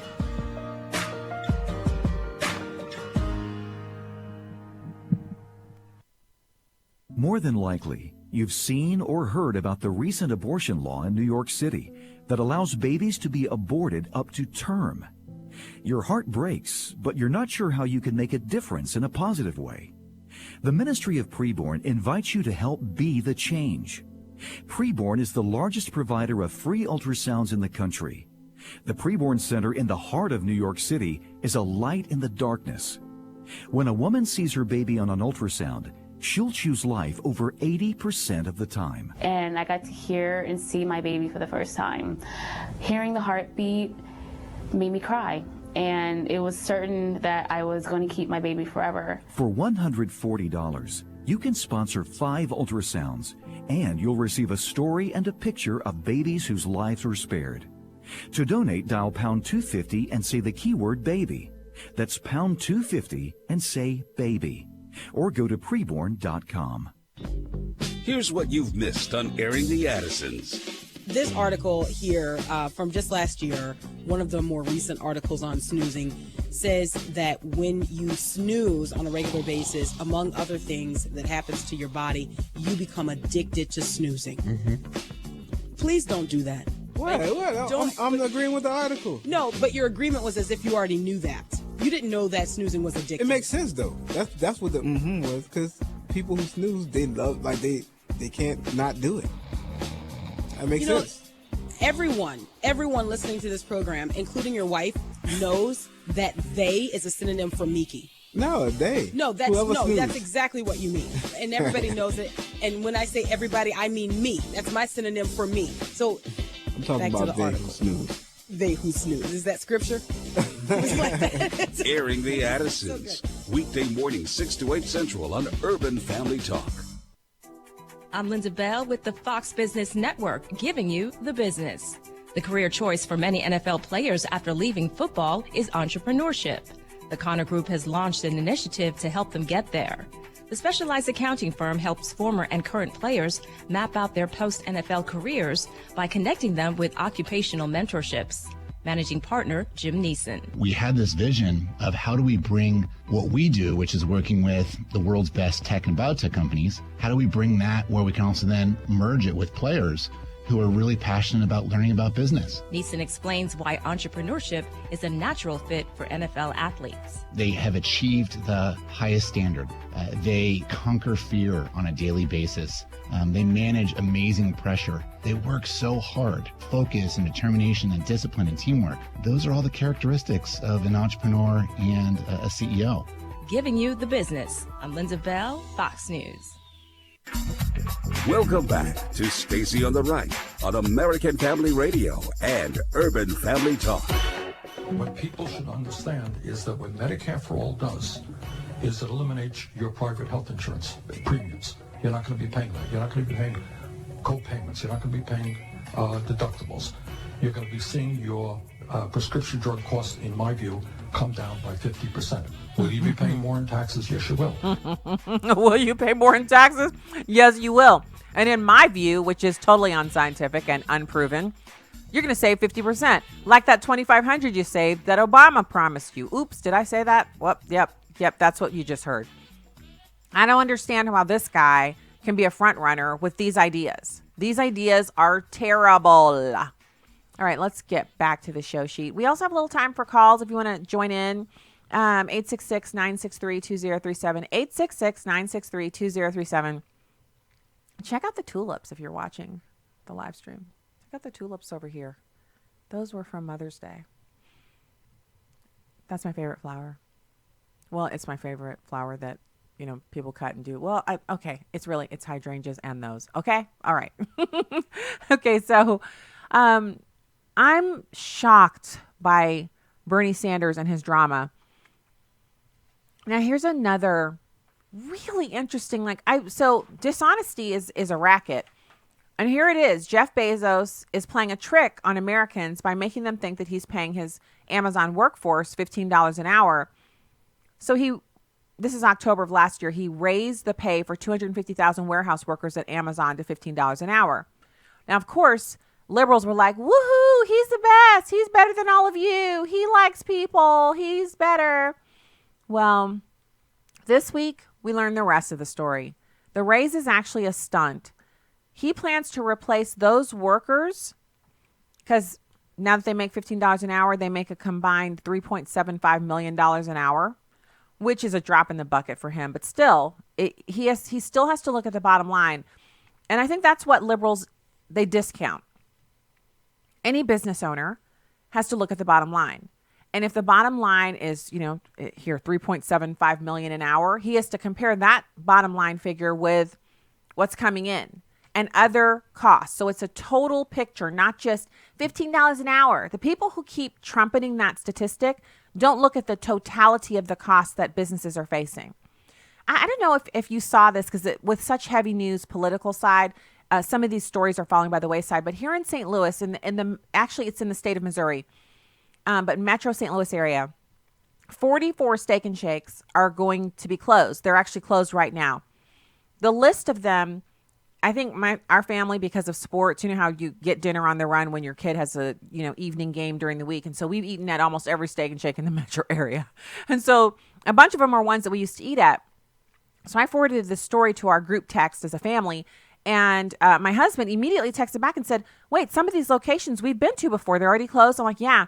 So the story is about how Steak and Shake decided that these 44 stores are actually owned by Steak and Shake, the parent company. So what they're trying to do is get franchise owners, so small business-minded people who are looking for a good franchise opportunity, to jump in on these Steak and Shakes. $10,000 is all you need to get in. Now, that is an astoundingly cheap entry fee to get into a franchise. Usually, you have to own your own home outright, have no debt. That means you own your cars, too. And your whatever debt you have left, like student loan debt, et cetera, that has to be completely manageable and a tiny sliver of what your take-home pay is. Then you have to have a certain amount of your, like whatever your total package of these are all my assets.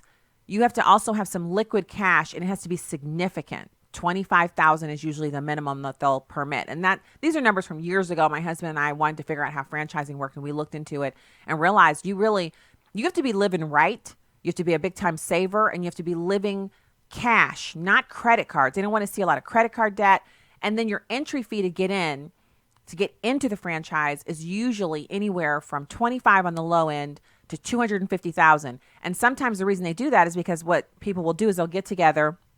A few business people will get together, pool their resources to get that $250,000, and they open one store together. But the point to opening that one store and the large entry fee is that business, Yum Brands, whoever it is that you're franchising in, Olive Garden or what have you, they expect you to open 2 or 3 more in your metro area. So you're not going to own one restaurant. When you sign the deal, you're saying, I'm going to own, 6 McDonald's or 9 McDonald's, depending on the size of the metro area and how much coverage they already have there.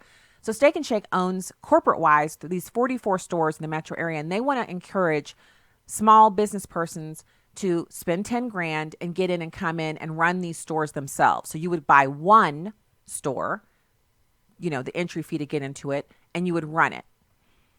Well, they have to do a lot to, first of all, it's not just the $10,000 that you need. You need some serious training and managerial skills, because the reason why we stopped eating at Steak and Shake, and we were actually talking about this amongst ourselves, how we think it was kind of a phenomenon where everyone was eating at Steak and Shake and loving it, and then the customer service got really bad, and it turned people off, and they just stopped going there, because that's what happened with us.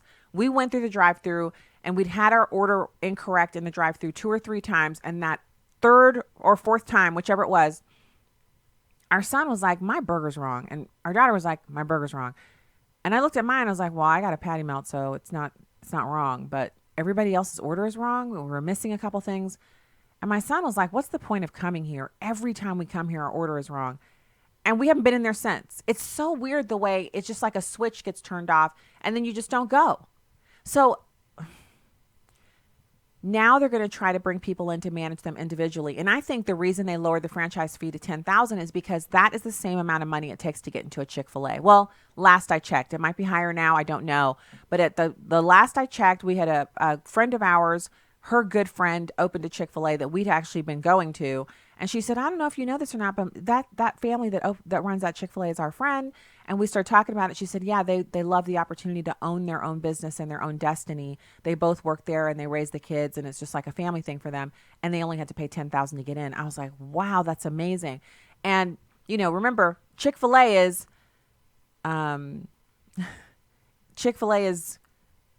my pleasure. It's a pleasure to serve you. They are looking to please you. They're going out of their way to make you feel good, and they want your order right. We've been shopping at Chick-fil-A since they opened here in St. Louis, their first store. And so that's been a number of years, and we've only had our order wrong once. So they've got something to do. And so that I segued off into that because I want to make sure people understand there's so much more to this. Like, when you're at a restaurant and the experience that you have, it goes into a larger experiential thing that's happening with, possibly tens of thousands of people who are visiting that store. And if it's bad for you a bunch of different times, it's probably bad for a bunch of other people a bunch of different times, which brings you to a place where you're like, you know what? I just want to shop here anymore. And so when you say everybody should make $15 an hour, should someone who just drove 44, this is a group of employees.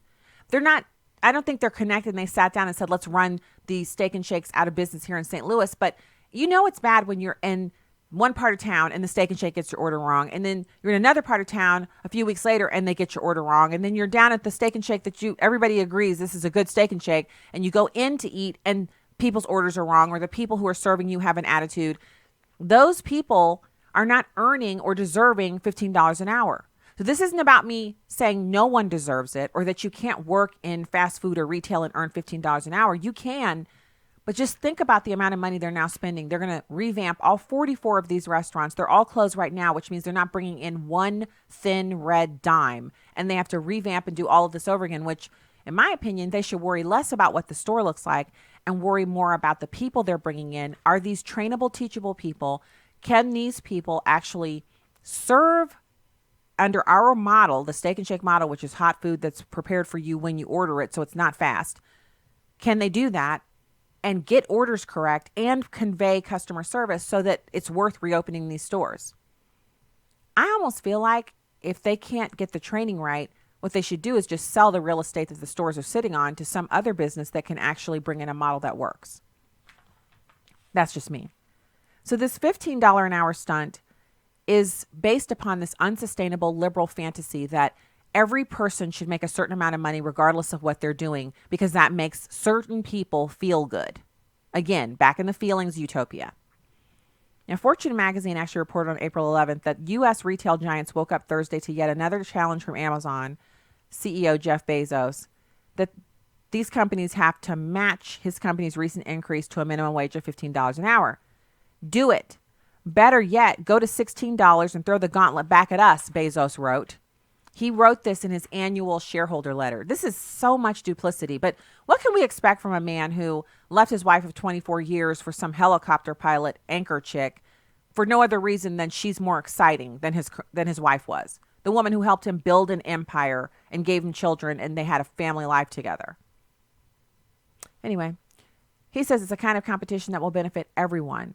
This taunt is coming from a company that has been under a lot of pressure to improve their working conditions, which if I was a business owner, I would say, you know what, Bezos, worry about yourself. You can afford to pay people a lot, but you treat your people like robots. Can't use the bathroom. Can't take any extra steps. Can't stop while you're working and just have a, hey, how are you doing today? Or I'm so glad to see you back. You've been sick. You don't even have time to do that because he has a tracker on you. How many steps does it take to get from that shelf to this conveyor belt? And if you take any extra ones, you get dinged. So Dave Cooper, a senior analyst at the Economic Policy Institute, which is a think tank, said, we're finally seeing the beauty of tight labor markets. And if they can force their competitors to pay more, that's extra dollars that workers will spend. So now we know why Jeff Bezos hates Donald Trump and why he's so deranged about him. Because President Trump brought this, he didn't do it single-handedly, but he has set conditions that have made it possible for us to have this extraordinarily tight labor market, which benefits you and me. It means that more people are employed. There are fewer people out there vying for the job that you're doing, which means you can possibly, just possibly, be in amongst that group of people who is asking your boss for a raise or, possibly earning your way into some promotion or a better opportunity. The labor market is tight. Good people are hard to find. It's a great place to be. Now, the president's also reducing illegal immigration and unfair foreign competition. Companies are hiring Americans again. And so Jeff Bezos is going to turn to robots.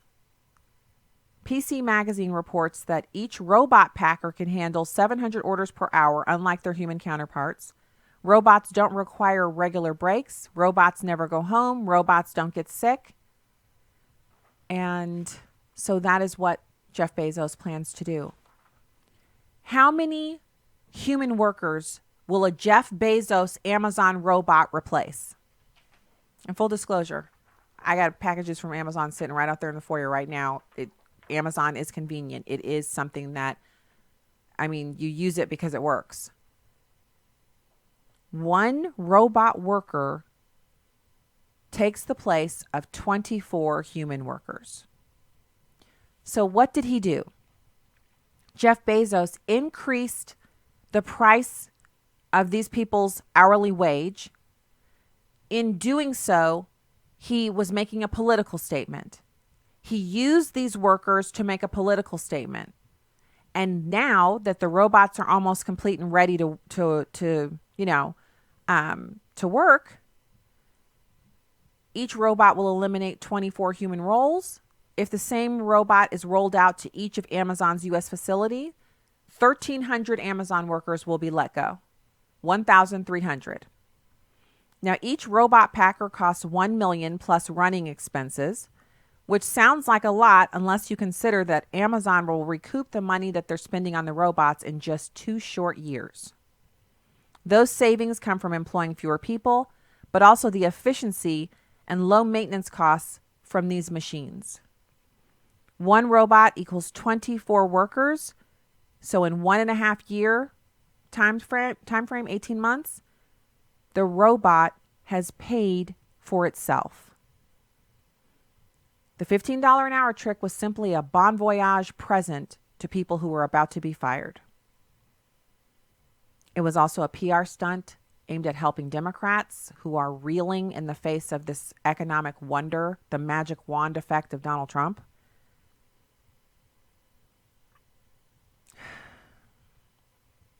And I think it's really sad that a lot of Americans will not hear this story. They will not know that that was a stunt. They will think that Jeff Bezos, the wonderkind of package and mailing and, you know, the type of business that he has, which is online retailing, that he's found something that other businesses are just too mean and stingy to find.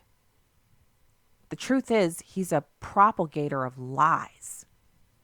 And that is absolutely unconscionable, that he would use people as a PR stunt under the guise of helping them make more money per hour. These 1,300 workers, this tight economy, they'll find something else to do. But when do we get to stop just feeding at the trough of lies of Jeff Bezos? When does that get to end? Man, I just can't believe the lengths people will go to justify the Democratic agenda.